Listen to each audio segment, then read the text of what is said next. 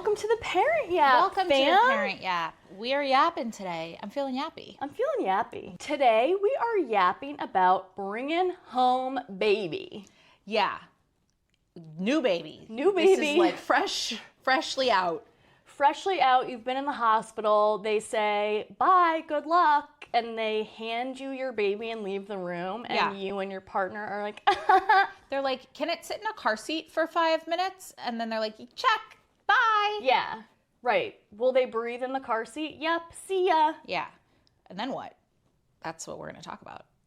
Oh, we gotta do our fit check. Yeah. I'm particularly excited for today's fit check because besides just, the stains as usual, I gotta stand up and show this. Okay. This sweatshirt is from one of our other parent coaches and also my lifelong bestie for the Rusty, Katie Beneke, and she got this sweatshirt for me in Burlington, Vermont, a cute store.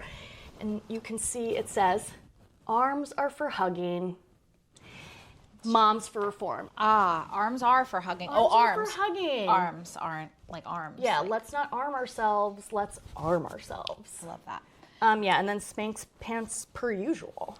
Yeah. Love that. Love the color. Thanks. Yeah, it's one of my faves. This is so cozy. Wrinkled, old, stretched out Madewell turtleneck. Oh, love. Okay, so let's today get into yapping about bringing home baby. Okay, so are we yapping about bringing home your first baby or bringing home any baby?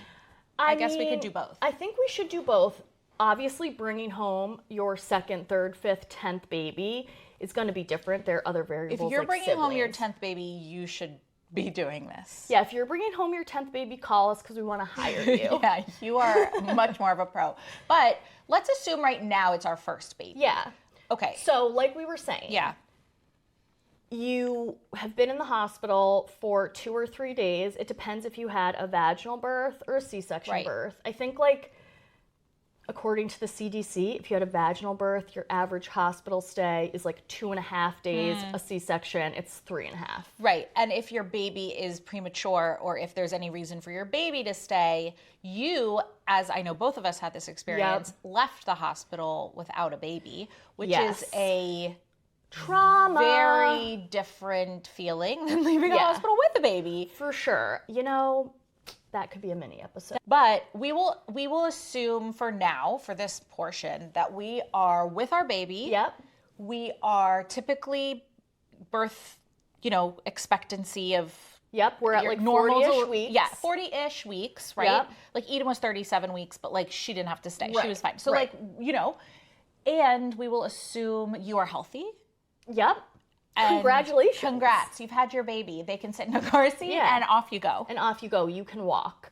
So, you walk out of the hospital. You plug that baby into the car. Plug him in. You strap him in however your car seat manufacturer tells you to. And you will likely, from my remembering, be in the back with your child clutching on for dear life. Clutching on for dear life.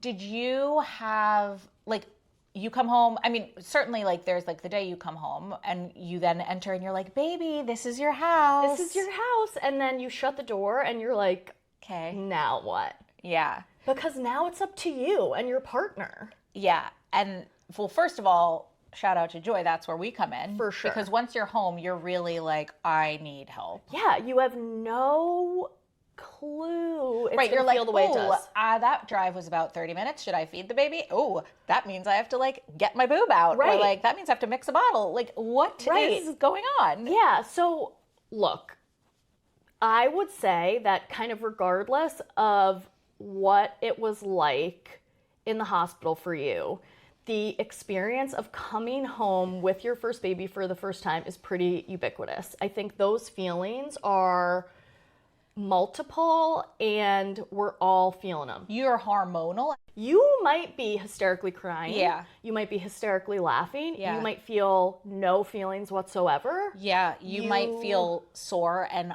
in pain and uncomfortable. Yeah. You likely will. You very likely, regardless of how you had your baby, will feel sore and uncomfortable. Yeah. If your milk has come in, those babies are probably leaking. Right. You might not have bought breast pads yet. You might not even know you needed breast pads. Feeding when you first get home happens around the clock all the time. Yep, 24/7. All newborns need to eat every 2 to 3 hours. Yeah. Whether you're breastfeeding or formula feeding. Some newborns are going to want to eat more every 20 minutes. Yeah, and that'll depend on a lot of things, how much they're consuming. Right. Their size, their weight. Yep, how much of your milk has come in if you're breastfeeding. And we will have a full episode on infant feeding. For sure, yeah. Where we get down and dirty with one of our lactation specialists and we get into it. So you're home, you're feeding around the clock, your baby's eating, you're hoping your baby's getting enough. That's like a question. Ooh, getting enough is a good question. Obviously, we'll dive into that more in the feeding episode.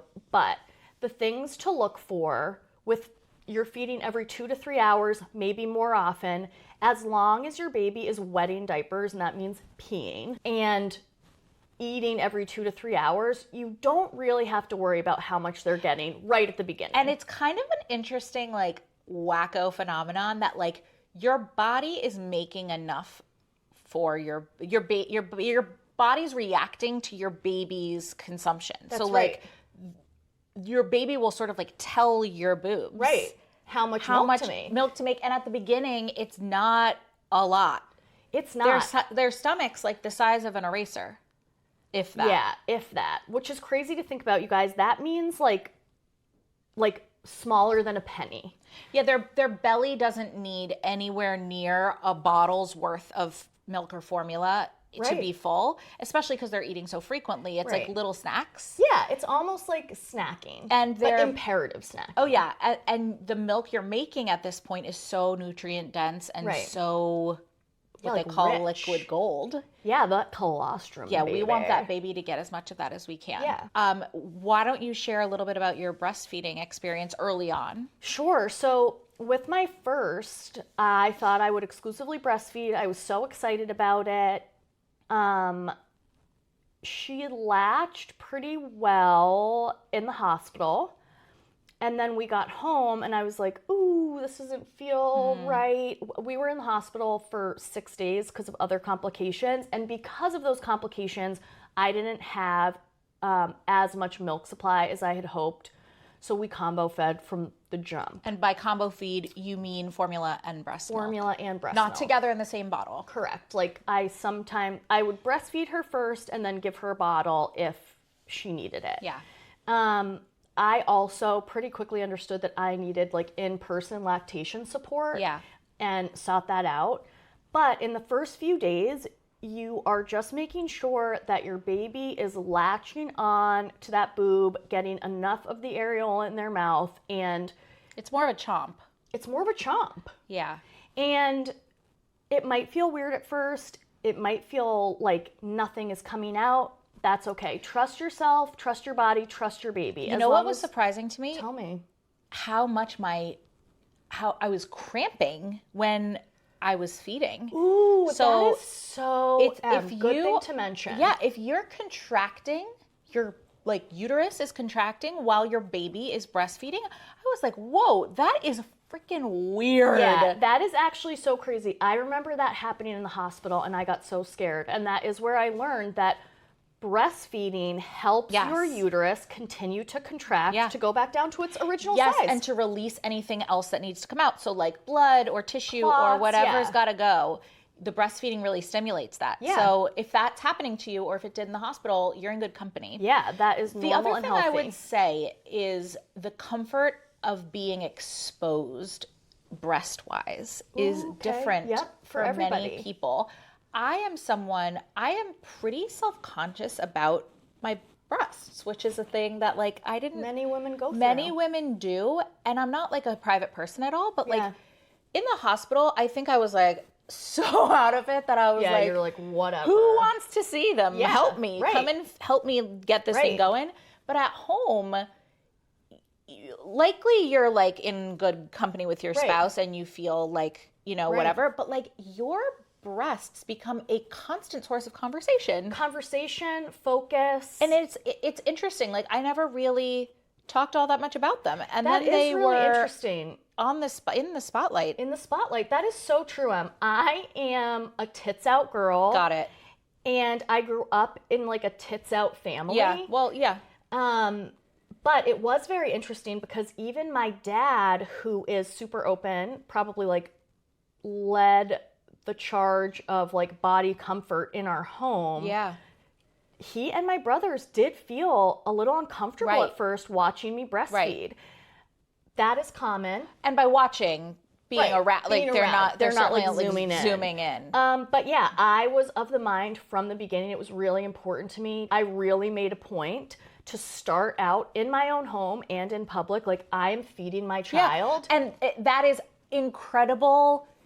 And shout it from the rooftops. Yep. Feed, expose, whatever you've got to do. But if you don't feel like that is coming naturally to you, that is also normal. Also normal. And like to be constantly talking about your breasts and how much milk they're making can feel very personal because it can feel like you aren't providing what you need to provide for your child. It's like a judgment. It feels like a judgment, and it's well, first of all, they're unrecognizable. Ain't that the truth? They are in the first week or two, you are dealing with a new body part. A new body part. They are hard. They are sore. Yeah, your nipples might be sore. They might be cracking. They might be bigger.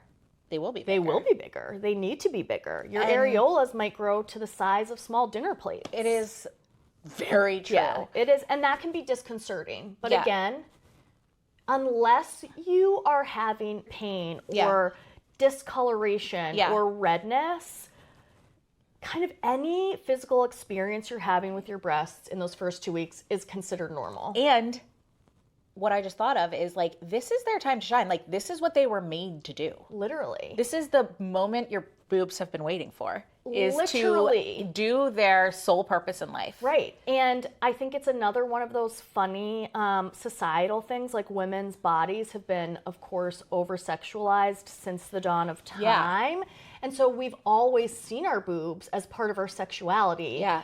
And of course they are. It's so interesting to talk about that. And I think we'll have a moment to discuss like intimacy in a future episode. Yeah.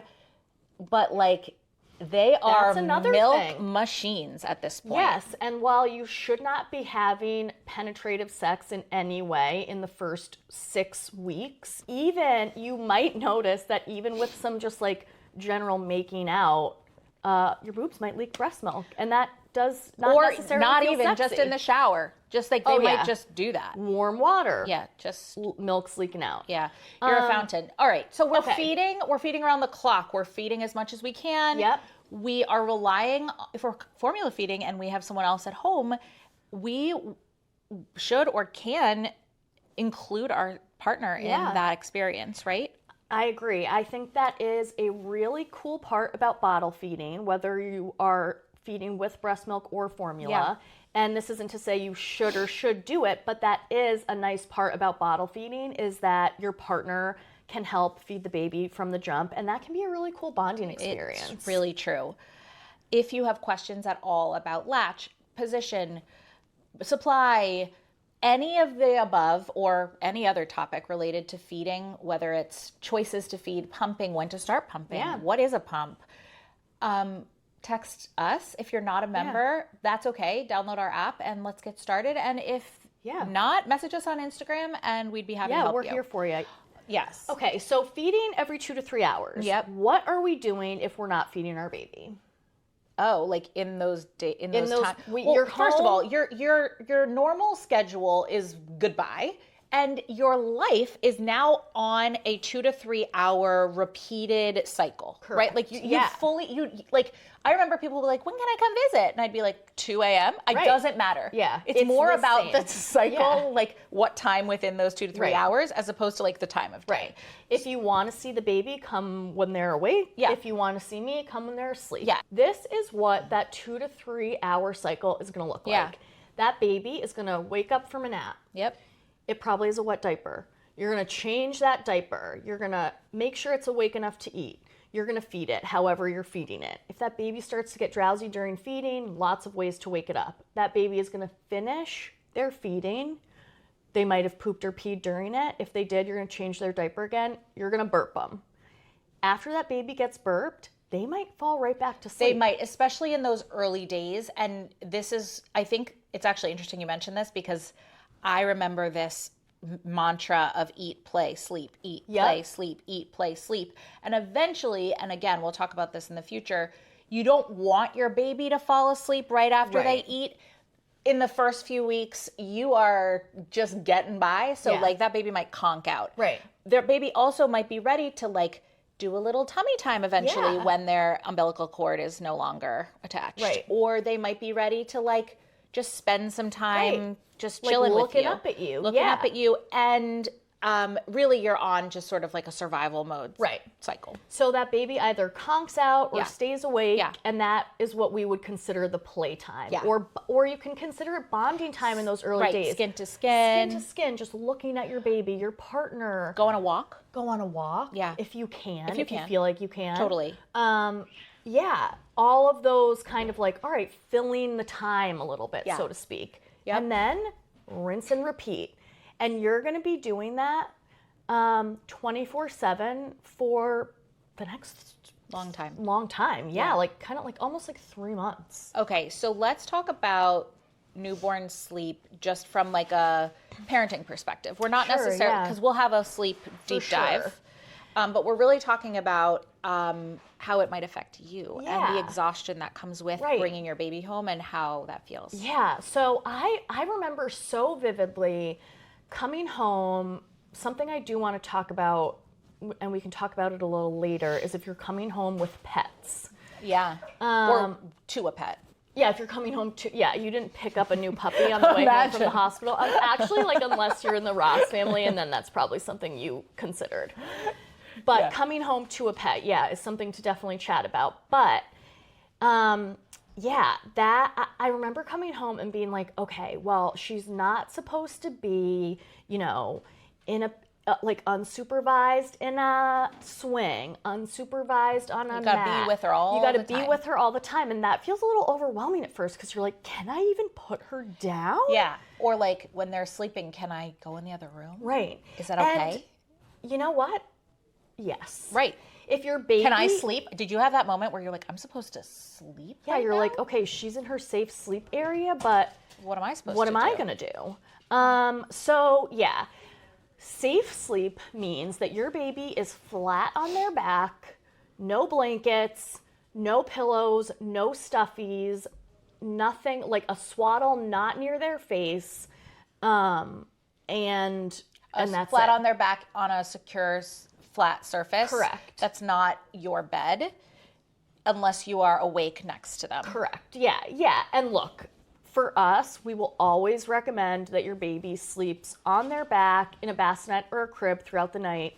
During the day for naps, it's great to try to do the same thing, but you can also have them next to you on a flat couch before they start rolling. Holding them. Yeah. Contact naps in those early days are where it's at. Totally. Contact naps for the baby. Yes.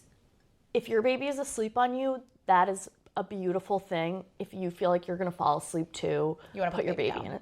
Put your baby down in a safe place. It is not always safe because you are exhausted. And if you are in a deep sleep and your little newborn scoots over and their face is buried in your armpit, in a blanket, in a pillow, in a couch, they can suffocate. And I know that is a scary, horrible thing to think about. But that's why we recommend so strongly. They could fall off the couch. It happens. That is our safe sleep spiel. So in the first few weeks of bringing home your baby, you might be thinking like, how will I ever sleep again? Will I ever sleep, forget through the night, will I ever sleep for multiple hours at a time? That is a normal thing to think. And yes, you will. You will. Yeah. And it's not going to happen right now. Right. The idea that your goal is to get your baby to sleep through the night uninterrupted as soon as possible is a societal falsehood that can actually be really damaging to your psyche and to your baby's health. Right. If your newborn baby, your 3-day-old, your 2-week-old, your 1-month-old baby is sleeping through the night, that's actually not a good thing because they need to be eating every 2 to 3 hours. Should we wake our baby up to feed them is a question we get a lot. Yeah, and in those early days, as hard as it is, the answer is yes. So that means waking yourself up. Correct. Often. Your breasts might wake you up, yes, right? Because they're going to be humming. And your breasts are getting on a cycle just like your baby is. So your breasts need to be relieved, right? And your baby, you're like I said before, you're kind of working with your baby to establish that routine, both your own physical self and your baby. And so until your baby's back to birth weight, we want to wake them every 2 to 3 hours to feed and make sure that they are getting a complete feed before they fall back asleep. Regardless of whether you are breastfeeding or formula feeding, especially if you are breastfeeding, you yourself need to, even if your baby isn't getting that milk, even if you're pumping that milk, you need to express your breasts every 2 to 3 hours to keep your supply up. Often for my husband and I, that was like, it looked like he would feed my baby at 2 a.m. with pumped milk in a bottle. Yeah. And during that time, I'd be pumping for the next time we'd have to feed, which sort of feels like it's defeating the purpose because we're both awake, but we were both sort of like on the same schedule, just at like different parts. Like he'd be feeding the milk from 2 hours ago and I'd be pumping for the next time. And honestly, I really love that. Look, every couple does it differently. I am divorced, so you might guess that my newborn experience wasn't like that, but I think that's really cool. If it doesn't work for you, if you are like me and my ex-husband who both need so much sleep to even be remotely functional, you might want to do shifts, and we can talk a little bit about that in a few minutes. Yeah, and that is, we oh my God, we did everything. We'd like sleep, our baby was the loudest, both our children, but our son really was the loudest sleeper we'd send videos to our pediatrician, like, this can't, like, he's a mountain goat. He's not a human. I know, babies make the craziest sounds So at night. it's really important to know that if that's happening, like, I don't want to, like, disrupt the audio of this thing, but the grunting, the moaning, lifting their legs up and slamming them down. I'd be drifting off to sleep, and then I'd be like, oh my, and he's sleeping. He's not awake at all. So I'd make my husband like sleep in the living room with him in a bassinet, and Nick would be like on the couch, or like, it was wild. So like, protect yourself. You do need to sleep in order to be able to produce milk and be able to care for your child. And to be able to maintain your mental health and even just your general awareness to care for your baby during the day. So we'll figure out, and we're here to help you figure out how to be able to get at least in a night, 4 to 5 hours of sleep. Yeah, and look, and that might not be consecutive hours, right? So yeah. fully at least that, I think, per night. Yeah. And during the day, it might look like some of that happens like at 2 p.m. Times. Yeah. Look, you will hear over and over again, sleep when the baby sleeps. Many times that feels like, what are you, like, Impossible. how is that possible? Yeah. I am a napper. I always have been. And I never felt luckier to be a napper than in the postpartum period, because I can fall asleep standing up. If you were like, Maddie, take a nap, I could go like this. Are you serious? I would be out in 5 minutes. See, I'm not, any time of day. It would take me a while to fall asleep, and then by the time it was falling asleep, it would be time to wake up, and that made me so anxious. I will say, my husband and I got in this kind of icky, like, tit for tat, you got this much sleep, I got this much sleep, I'm more tired, no, how could you, like, it's a not good feeling to be competitive with your spouse or your partner on who's more exhausted and who needs the sleep. And it might be that your partner doesn't have leave, right? They might be going back to work, you might be going back to work. And so it's a time that's like emotionally intense. Your whole world is, forget if you have another child. If you have another child, then you're on 9 schedules. You're each on your own schedule / planet. And it is let's just put it out there. Really hard couple of months. I remember being told month 4 is where a little bit you'll be like, all right. Right, like, okay, but I can do this. I mean, a day feels like a week. It does. And a month feels like a year. Right. And look, they use sleep deprivation as a torture method for a reason, because humans need sleep, and sleep deprivation, depending on your personal sleep needs, can really affect you and mess you up like on a dime. To this day, I have a 6-year-old and a 3-year-old, and if I have a bad night's sleep, my next day is still bad. Yeah, and it will regulate, and just know that this is a hard phase, and it will change. It will change. You just have to tell yourself in 2 weeks it'll look a little different. In a month it'll look a little different. And it's survival. Yeah, it is survival. And, thank God for biology and baby's cuteness, because during the night, you're like, I can't do this. And then you see your little baby in the morning and you're like, I can do this. It's so crazy. It's crazy. The light of day just changes your perspective. Yep. And the anxiety and the cycling in the middle of the night of like, is this normal? What am I going to do? The crying, you're crying. It is the middle of the night feels like the most isolating. Yep. Maybe you're listening to this in the middle of the night. It is like no one else in the world could be possibly experiencing this. Right. But guess what?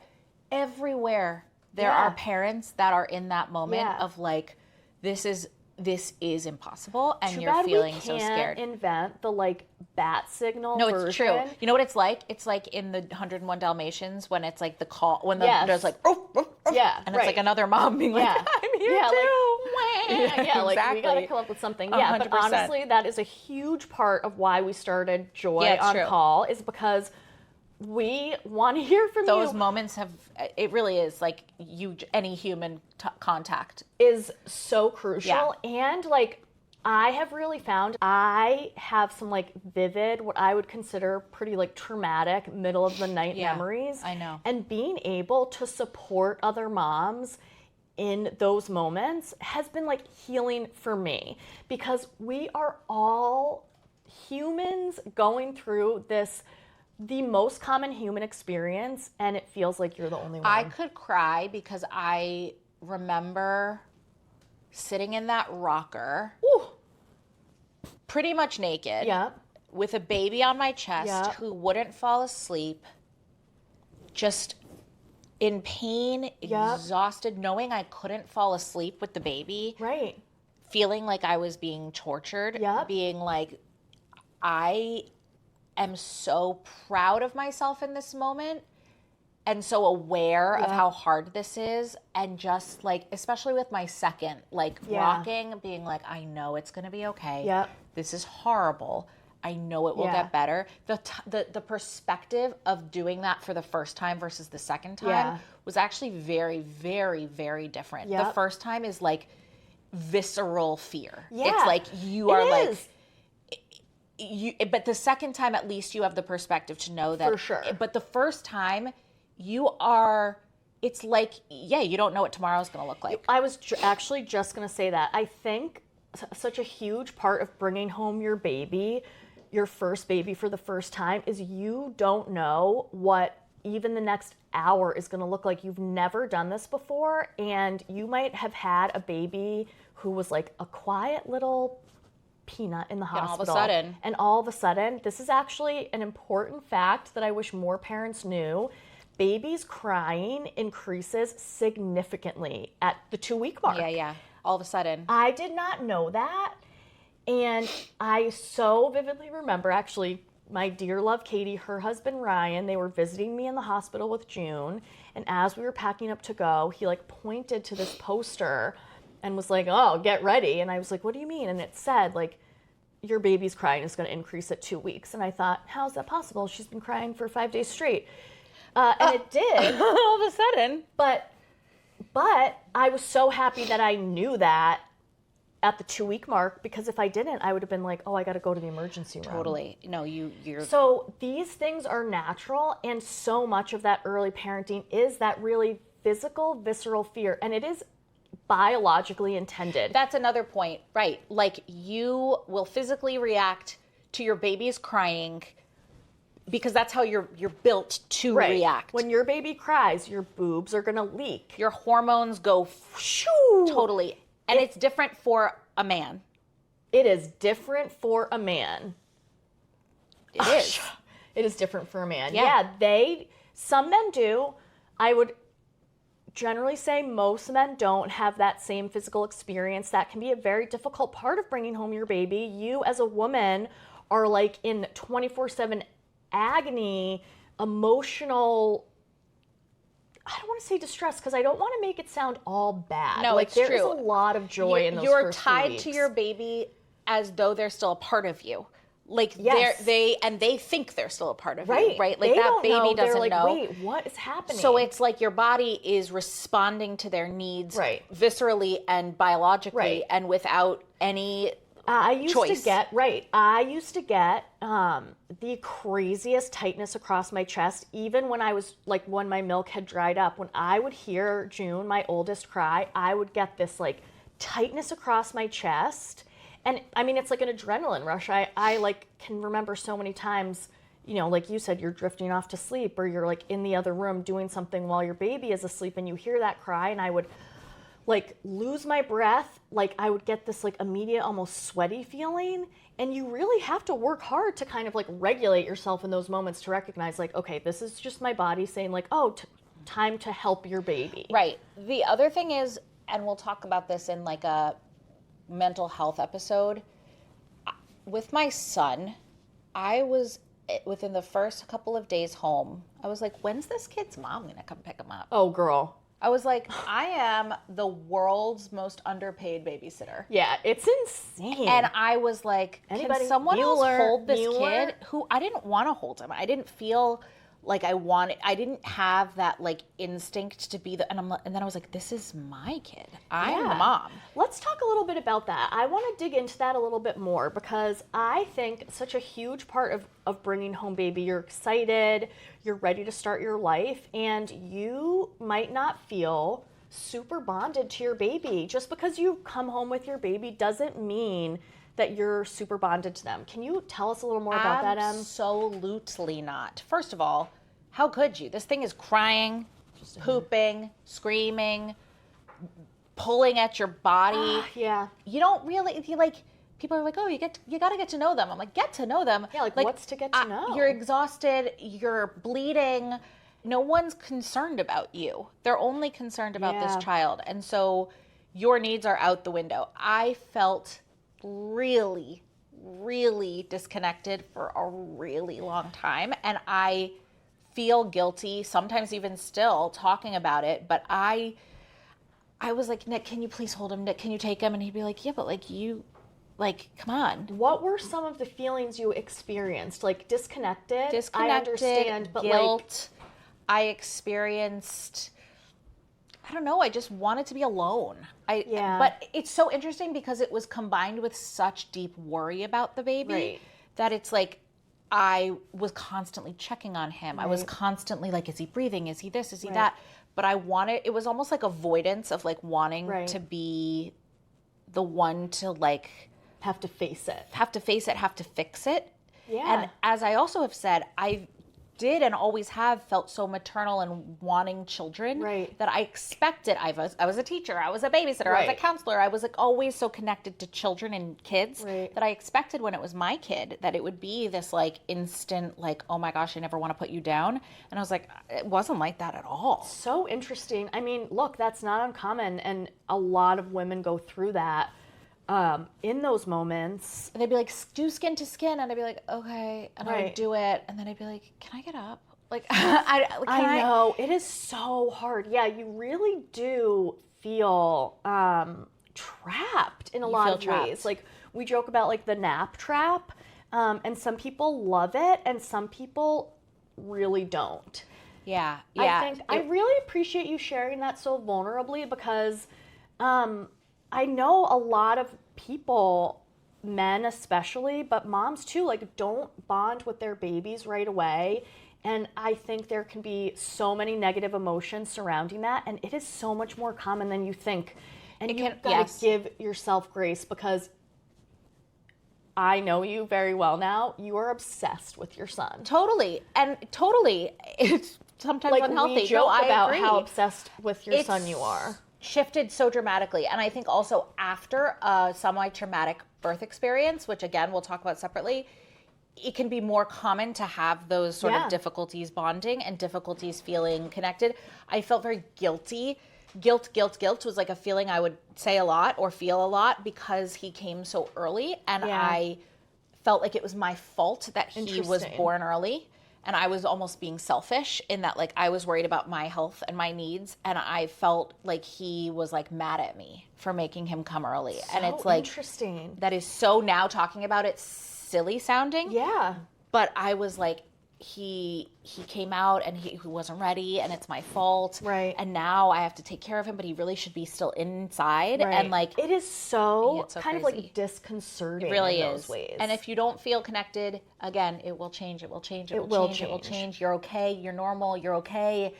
It will. It took a long time. I remember Googling, like is when this... did that, when honestly, did the switch happen for you and what did that look like? Yeah, and I've written, like, out this little birth story, which on Joy, it took a lot. Honestly, when I started formula feeding, it changed a little. Mm-hmm. When I wasn't so focused on my body producing for him, it changed a little. When he started smiling and responding, it changed a little. It took like a year even for me to really want to be around. Like, I remember going back to work and he was in daycare. We lived in the city. And I remember one time I had like a vacation or a day off and I was like, he's going to stay in daycare. Oh, girl. And I remember my mom being like, you don't want to take him out for the day and spend the day with him? And I was like, no. Absolutely not. I want to spend the day with myself. Spend the day alone in bed. I don't want to be with him. And I felt so judged and so upset. And I was like, this is... So anyway, it takes a long time. It can take a long time and it's okay. Okay, so some of the other things you're going to really want to think about when you first bring home baby is like the actual physical care of that baby. So we've talked a lot about feeding. Yeah. We talked a little bit about diapering. We have a diaper demo. We have a diaper demo. You can also ask any diapering questions to any of our experts. Yep.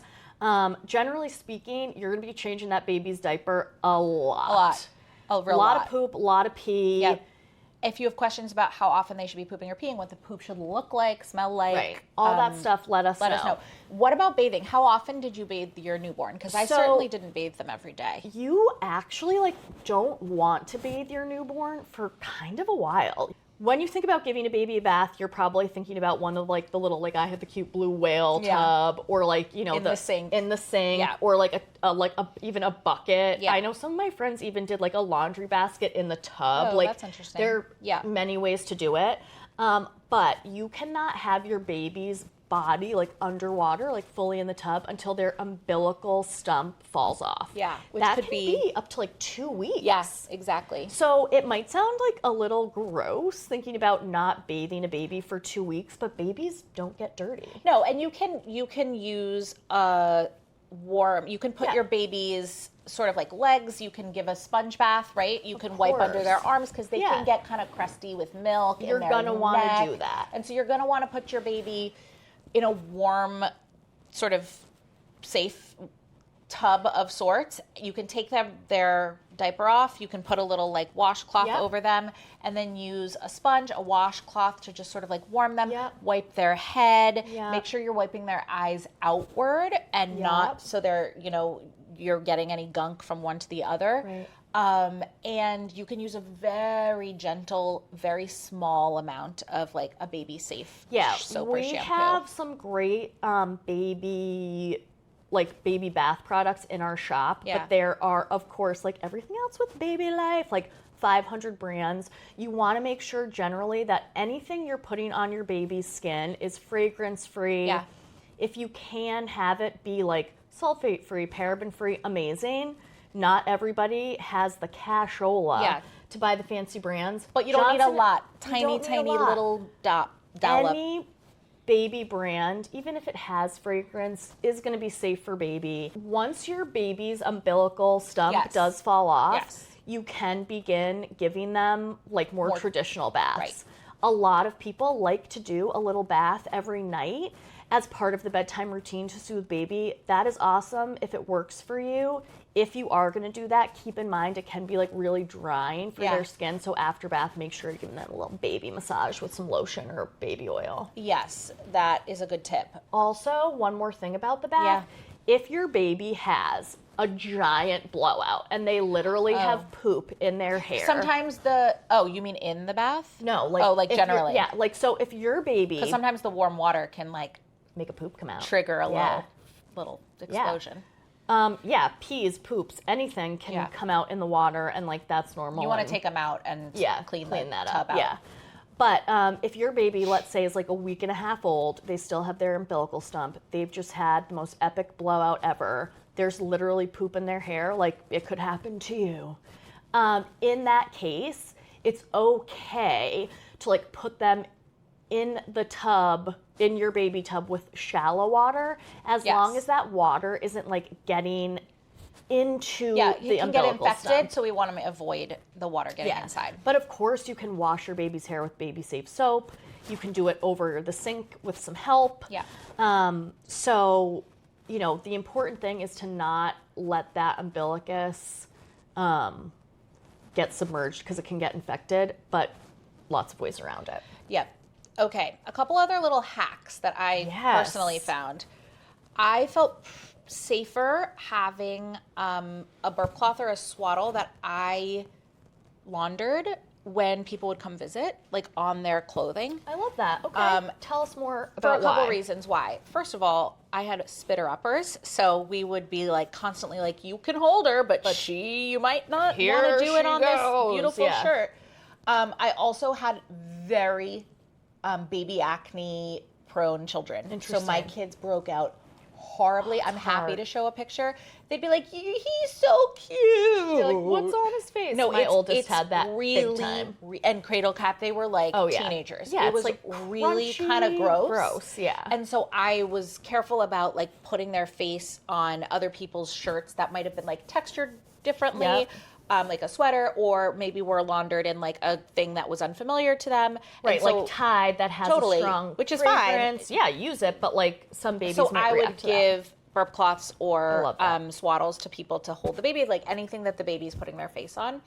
Other tips and hacks, I think one for feeding is if you're pumping, you should get a double set of pump parts if you can, so that you can not have to wash them every single time.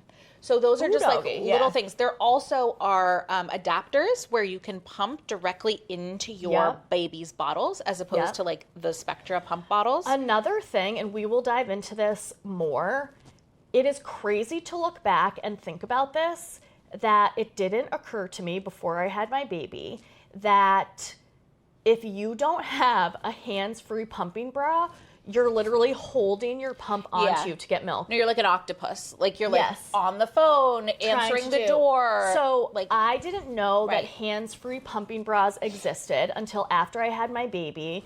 They said something about it in passing at the hospital, because at the hospital I was kind of holding the pump on as part of it was like part of the lesson. Like, okay, this is what it's going to feel like, because you're not really pumping that much in the hospital. Yeah, but if you're alone at home, you're holding a baby, maybe, you're pumping, and you that's have impossible. to have you a hands-free pumping bra.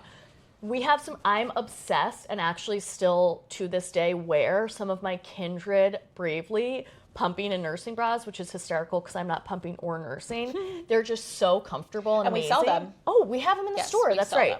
But another great hack that we will be showing in another video, but another Maybe great we'll hack. Throw up a photo of it too. Yeah, okay, we can. One of my mom friends who was a few months ahead of me was like, oh, you can actually just cut small holes in a sports bra and like wiggle your pump part in there. Get that flange in there. And I was like, oh my God, that is amazing, because even 6 years ago, Amazon didn't have same-day delivery, so I was home waiting like 3 days for a hands-free pumping bra. Snippy, snippy. Snippy, snippy, baby. So that's another great hack. Okay, so I was bringing my children both home to a pet. You were bringing your children home to a pet. Yep. We brought our oldest, June, home to a dog who was very reactive. It was one of the scarier experiences of my life. Our dog, Kaden, ended up being so great with June. They had a beautiful relationship before she crossed the Rainbow Bridge. But the first few days, Kaden was legit hunting her. It was insane. And even if you have a very calm dog, you can never really be too comfortable and careful. Like, you really don't want to leave your dog and your baby alone together at all. I mean, you don't want to leave your baby alone at all, but you don't want to leave, yes, you should let the dog like sort of smell the baby, get used to the baby's sort of like stuff. Like, they're going to want to put stuff in their mouth. They don't know it's the baby's. That's okay. But we want to be really careful about leaving a dog alone with a baby. Even if you have one of the greatest dogs who is unreactive, loves kids, you never know how they're going to respond to your baby. Never leave them alone. And also, sometimes they're protective of you. So when my dog would be very triggered by the crying, and so when my kids would cry, he would bark, and so it would be like an escalation situation. That's tough. Or they thought, my dog maybe thought there was a problem, because it would be like, oh, I need to like they're step in here. They're having a biological reaction too. Totally. Like they hear crying and they're like, trouble. Yeah. So just, keep an eye on them. There are people who help come before the baby's born to help sort of like get the dog ready for that. There are tons of things you can do. What are some of the other kind of like first few days, first few weeks home that you're like, we get a lot of questions about if your baby's bored. Oh, is my baby bored just laying there? No, they're not. You might be, and that's okay. Your baby can't feel bored. It's not a thing yet. Your baby isn't able to see at first more than like 6 to 8 inches in front of their face in a clear way. So your baby isn't experiencing their environment in the same way that you are. They're hearing stuff. They're smelling stuff. That's even why like lights can be very stimulating to a baby. Right. So in good and bad ways, right? Like, so you can like put your baby in front of a window, which is like beautiful. That is enough stimulation for a newborn. Totally. You can, your baby could look up at a mobile instead of a blank ceiling, certainly. For sure. But you don't have to feel worried that you need to entertain a newborn. Right. What we do want to avoid for newborns, and this is understandably tricky, is like having loud music or a blasting TV or visually a lot of screens in front of their face, if we can. Yeah. I think some of the trickiness around that is you are going to be spending a lot of time home on the couch, sitting while you're feeding your baby. After the first few weeks, you're like a pro. You might feel a little bit over being like, oh my God, this is amazing. No, I watched the Great British Baking Show, but like I try to turn James sort of away from it if possible. Or I know this was a struggle for me and a lot of my friends. One of my dear guy friends like really struggled with this. And especially if you have like ADD, which I do, like you need that constant stimulation. I remember I would catch myself so often feeding my baby and just like doom scrolling like this. Yeah. And I saw a video last night actually of a mom who was like talking and on her phone or whatever, and she was feeding her baby like this, and the bottle was in the baby's chest. Like the baby wasn't even down. No, the baby wasn't even sucking the bottle. She's like going like this, assuming that the baby's drinking, and all of a sudden she looks and like the baby's head's up here, and she's like not even like paying attention. Yeah, look, been there. So yeah, you do want to try to avoid some of that like screen time sounds crazy for a baby, but like to the extent that you can, limit their exposure to that. Yeah. That being said, do what you got to do. Do what you got to do. Do what you got to do, but we want to try to not have the TV like blue light right in the baby's face. What are some things that you can do if your baby now is like 3, 4, 5 weeks old and a little more alert? Yeah. We want to do as much tummy time as the baby can tolerate and as you can tolerate. And that doesn't just mean tummy time on the floor. Tummy time can be on your chest. Tummy time can be on your lap. And the baby actually can be stimulated by like holding up a ball and a rattle and say, look. Wow. And the baby looks at one and you say, oh, you want the rattle. Okay. Black and white, high contrast cards are really great. Emily's shirt. Put me on, babe. We could read to the baby. You can sing to the baby. Your voice is very stimulating. Even just the way you're moving your face in front of the baby. Going on a walk, looking at trees. Dipping their feet in a little water or a little bath. One. But they don't need toys. They don't for a while. They don't need to be entertained. Your baby, you are plenty entertaining for your baby. Yes. You can bring your little baby along kind of with anything you do with baby wearing. That's true. Like your routine will change, but you don't have to like never unload the dishwasher again. Because it is not safe really to leave your newborn baby in any kind of like baby container in a room that you're not in. So bring them along. I had a DockATot, which is a great safe place for your baby to relax, not sleep. And once my baby was older, and for sure with my second, would like grab my DockATot, put it in the middle of my counter, and like unload the dishwasher or put it Your in very wide safe counter. Oh, my very wide safe counter. Roll off and of. this was before they could roll. I would never do it with a rolling baby. Right. But or if you don't have pets, like as Desi, though we do that, we do. Yes. you can put your baby in a DockATot on the floor. Yeah, that's okay. The other thing I love is a house tour, which seems insane, but this is how You're do it. gonna do some insane stuff with a newborn. This is a house tour. Pretend this is my little child. Oh my God, he's so cute. Sorry about that baby acne. Yeah, sorry about that baby acne. Sorry about all your cracks. Hi. Oh, this is the fridge. This is the kitchen. The fridge is cold. Oh, this is the dining room. We eat in here. Ooh, let's look outside. You're talking to yourself essentially, but you're just generally doing a little walk around with your baby. Yep. You're exposing them to different parts of the house. You are, just sort of like the lilt of your voice, the sounds, the words, all just sort of like are pleasuring to listen to. If you live in a nice climate or it's nights outside, doing your day outside, Lucy, my second, and I spent like 4 hours a day sitting in my backyard on a blanket, just chilling. Just being. In the summer, she was a late fall baby, so by the time the nice weather came around, I was like gonna lose it. And we would just sit outside, and then the wind was really such nice. It is really enrichment nice. for her. It's the true. trees, all that stuff. So Get out there as much as you can, and it will save your brain sanity as well. Brain. Like a trip to go get coffee out of the house is like a great thing to do for the day, and then that's enough. Like just one time. Yeah, and if you going to the doctor, that's an adventure for the day. 100%. That is that day's activity. Yeah. We're going to have a separate mini episode about visitors, but similarly to how everybody has a different tolerance for where and when to take the baby, everybody has a different tolerance for visitors. Emily and I both had our babies in places, like we live around family. Yeah, felt unavoidable. For me, it was unavoidable. Even when I was saying in those early days, like, I don't know if I want everybody to come over, they were like, too bad, so sad. Like, the day after I brought my first daughter home, I had all of my aunties. You were a host. I was a host. Yeah. I felt I was very lucky because my family was very aware that I should not be hosting, and we have the kind of relationship where it was like, you want water, you're going to get up and get it yourself. But it's a lot. It's a lot, and use it as support as much as you can.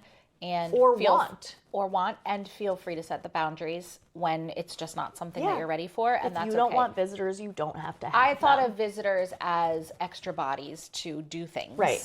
Which is ideally how you can make use of them. Totally. And we'll dive into that more with totally some hot tips. Yeah. But those early days visitors can be a challenge and great. And if you're not comfortable letting someone else hold your baby, you don't have to. That's okay. Another great time to be wearing your baby. Yeah, it's true. They can't take them if they're strapped to your body. Yep. If you're a second or third time parent and you're bringing your baby home to another child, to a toddler, or as a second or third sibling relationship. Exactly. And that might look very different to the things we've kind of discussed today, but we'll have something there for you too. So the Parent Yap, bringing home baby, where the anxiety is high and the activity is low. Where the nights are long and the naps are short. Where the bottles are warm and the coffee is cold. Thank you guys for being with us today. We love you. Yap soon. Yap soon. Bye.